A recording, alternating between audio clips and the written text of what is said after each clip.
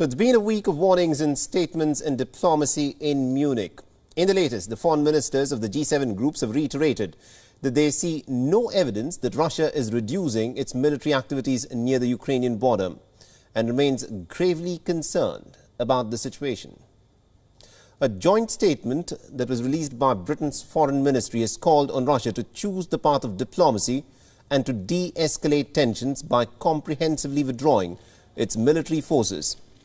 The statement, signed by the foreign ministers of Canada, France, Germany, Italy, Japan, the United Kingdom, the United States, and also the High Representative of the EU, has warned that they would judge Russia not by its words, but by its deeds.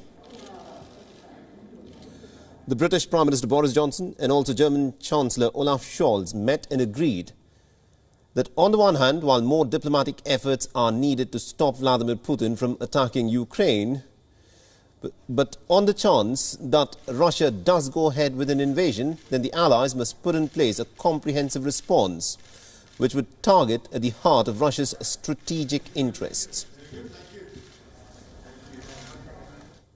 If Russia invades its neighbour, we will sanction Russian individuals and companies of strategic importance to the Russian state. And we will make it impossible for them to raise finance on the London capital markets.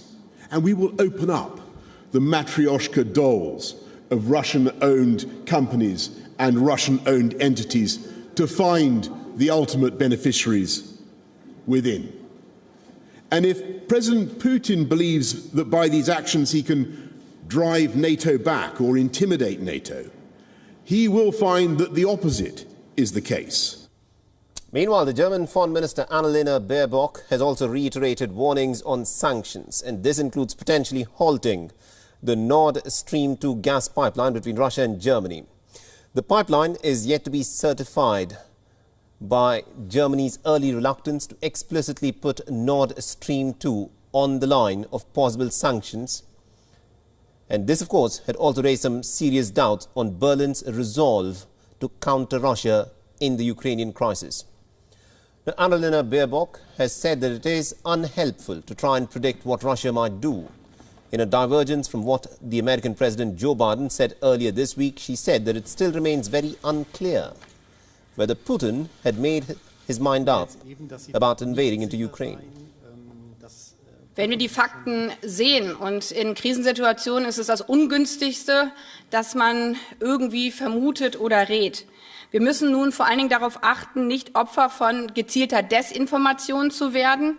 Deswegen ist es so wahnsinnig wichtig, genau hinzuschauen. Meanwhile, across the Atlantic, the American President Joe Biden will be convening the National Security Council today to discuss the evolving situation in Ukraine. Wion is now available in your country. Download the app now and get all the news on the move.